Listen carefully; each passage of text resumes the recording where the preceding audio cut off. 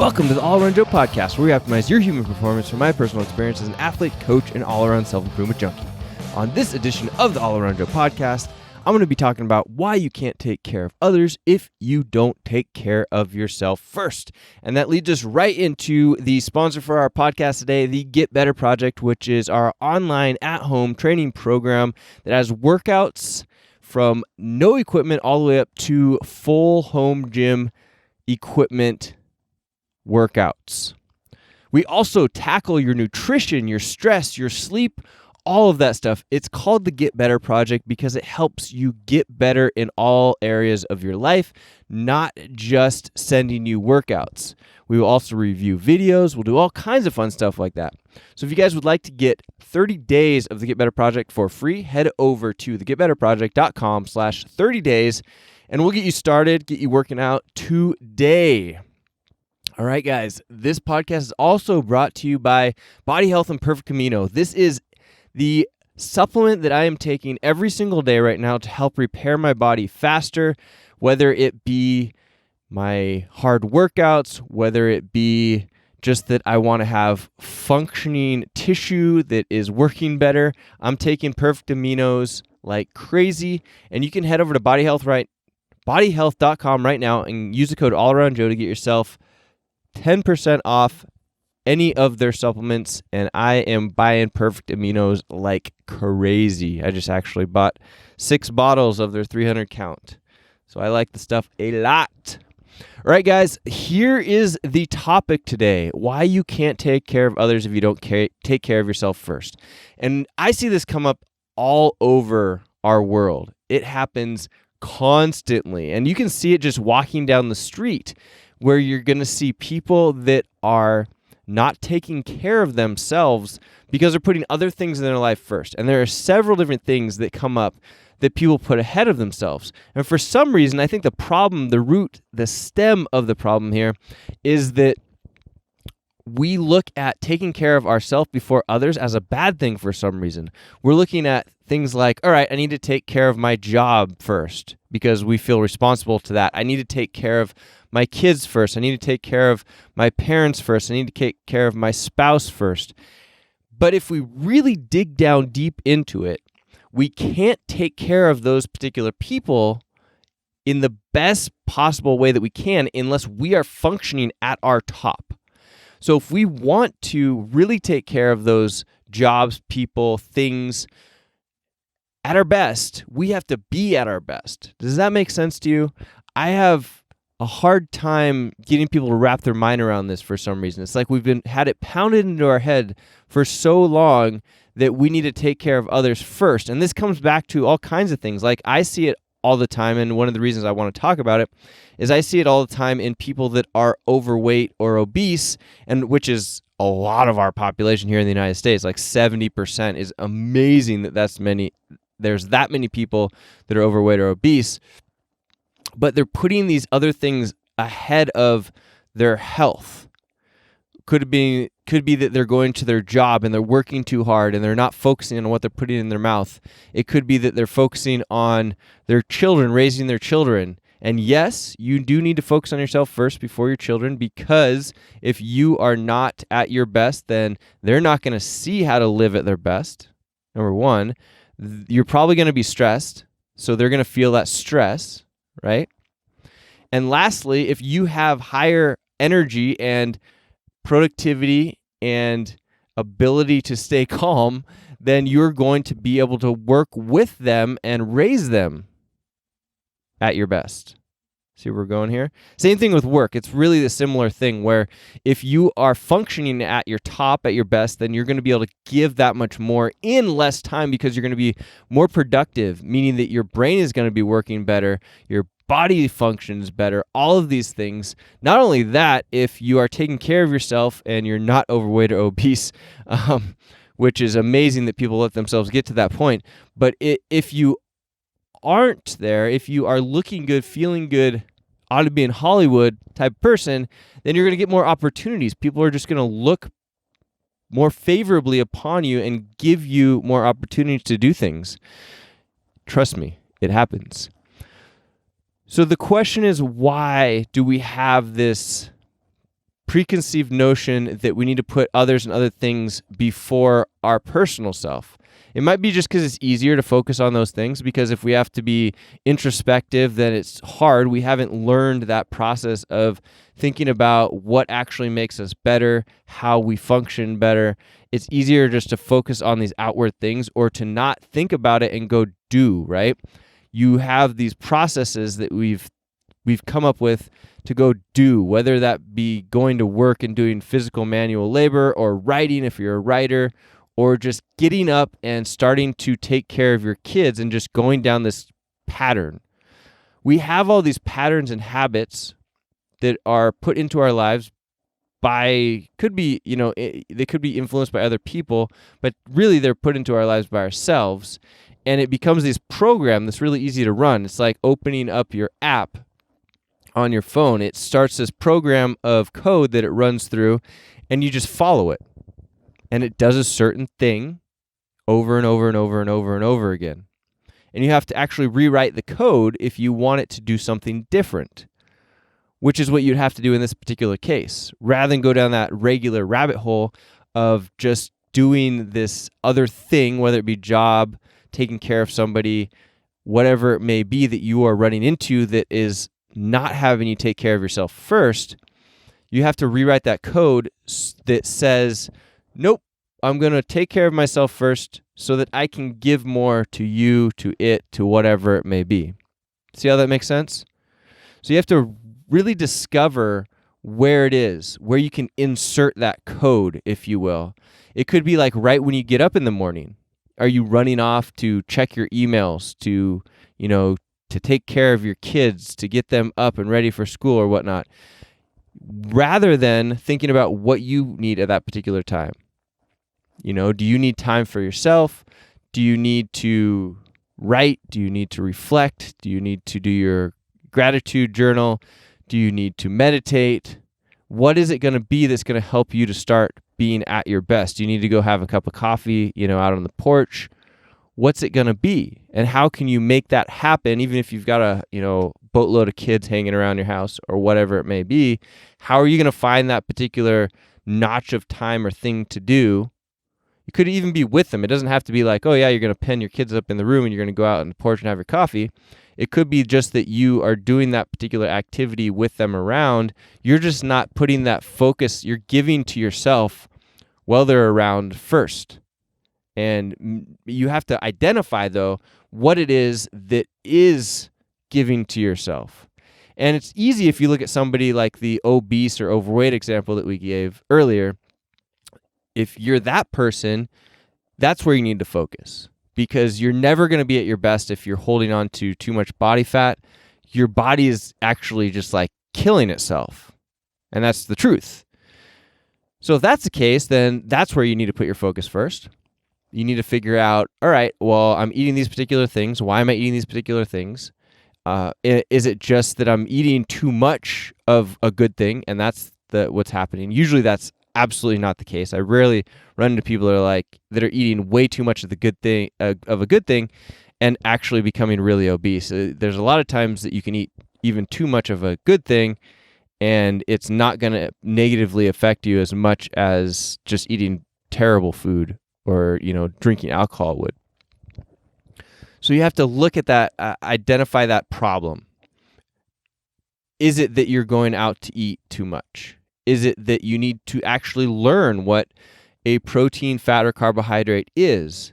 That's where I would start. I would start actually when I start with every single person that I'm going down this road with, as I just have them download the MyFitnessPal app and start tracking it so they can see. They can you open up your mind to what you're actually consuming just by simply putting in these foods that you're eating. So you can see, wow, I didn't realize I was eating that many carbohydrates. And I actually have a client that just had that happen. They had no idea, because if you're not tracking, you really have no idea. You just don't know. Like, even myself being in the health and fitness industry and being a nutrition and health coach for so long, I can't look at a glob of peanut butter and tell you about how many grams of fat or protein or carbohydrates that is. I don't know.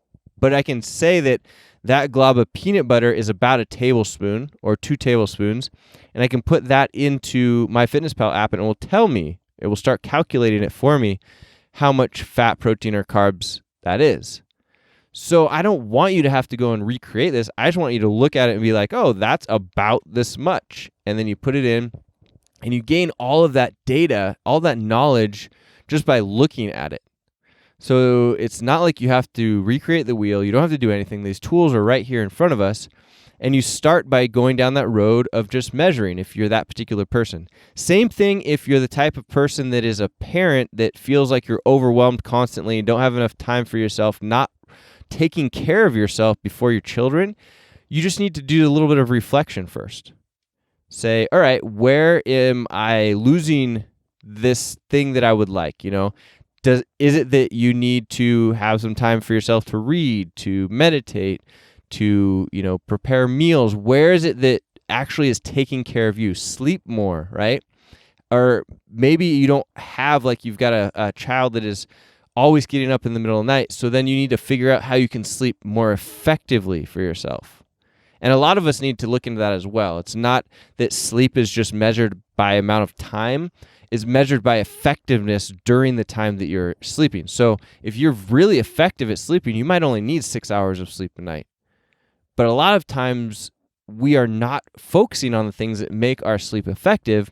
So we're going down this road of thinking that we need to get 8 hours of sleep, but we only have 6 hours to give, and we only sleep for 6 hours, but we're not focusing on how to optimize our sleep. So we're getting really bad sleep for 6 hours when we could focus on optimizing our sleep by doing some of these things that I've talked about before, completely blacking out. Think cave, you can't see anything, blackout, or eye mask. Just put an eye mask on. That's what we've been toying with that as well, and it works really great. Just throwing in an eye mask. Having a cool environment. Sometimes you can't have a cool environment. I get that. That's harder. You don't all have AC. But when you can have a cool environment, don't have that heat blasting. Keep it cool. Keep it cool, dude. Yeah, so have a cool environment. Make sure that you're going to bed and waking up at the exact same time. No, not exact same time. But, within about a half an hour of the same time as often as you possibly can, so we can get that rhythm going for ourselves. That makes it really helpful. I've had a huge benefit, or has hugely benefited me, by getting out into sunlight first thing in the morning. So I'll go have coffee, or I will go do my morning social media work. To me, that means posting on social media. I rarely consume any social media unless it's programmed or scheduled into my lifestyle. So I'll go outside, sit on the porch, get sunlight coming in to my eyes first thing in the morning, which is going to help to spike or increase my cortisol levels. So it should spike in the morning and then slowly go down throughout the day. A lot of times what will happen is we'll have that set up where it doesn't quite spike all the way and it kind of, wavers down. But then before we go to bed, we'll be looking on our phone, we'll be checking our email and whatnot, and those things will increase our cortisol levels so that we are not able to sleep as well. Because our cortisol levels should dip off at the end of the day. We should have our melatonin levels going up, and we should be able to sleep well. And there are things that we can do to maximize that, and then we're going to sleep better because of it. One of those things, like I said, is to get direct sunlight on your eyes first thing in the morning. You can also increase the optimization of that by doing a little bit of exercise. It doesn't even have to be hard exercise. Like yesterday, I went out on the porch, and did my social media, and then I did 20 kind of like medium speed air squats, just getting the blood flowing. That will increase the cortisol level in your body because it thinks that it needs to shuttle energy to your muscles, because it does, because you're doing the exercise. And then you have a much easier time of falling asleep. So I've noticed that I will fall asleep much faster when I do this particular activity. Then also having things like quiet time or quiet environment. So if you need to have earplugs, or you just are making sure that your environment is not very loud or disruptive, that's another thing that's going to be incredibly important for you.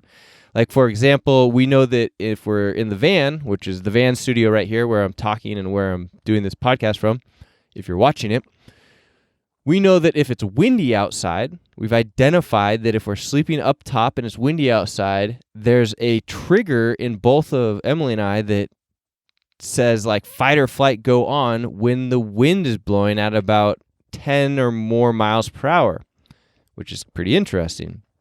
So we've learned after having many bad nights sleep where we'll be sleeping and then the wind will blow and we'll just bing, open up, our cortisol levels, our fight or flight are just like ready to go.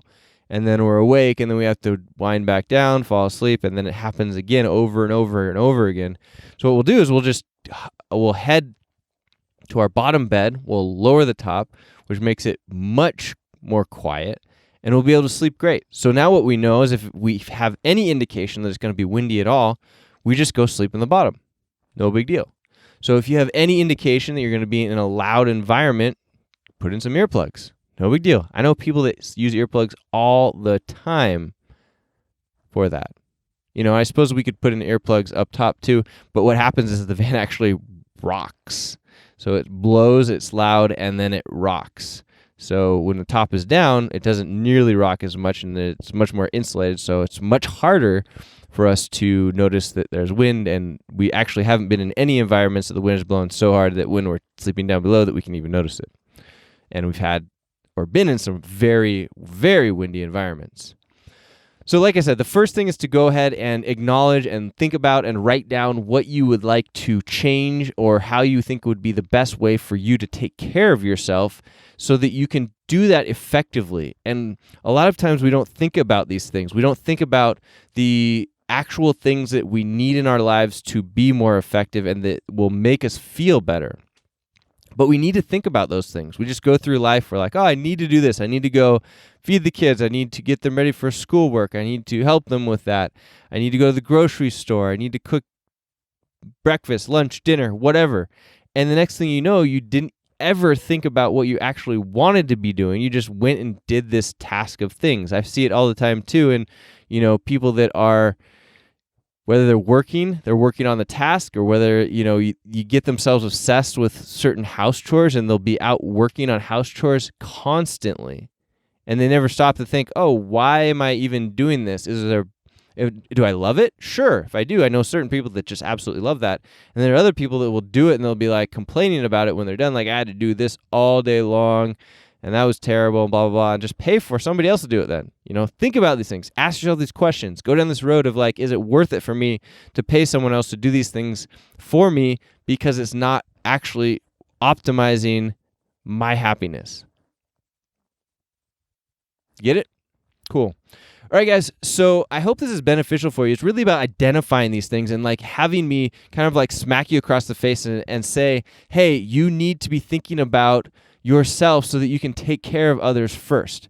And if you aren't doing that, then you need to start doing that. And you can start by just stopping for 5 minutes and writing down like, what is it that you want? What is it that is filling those times right now?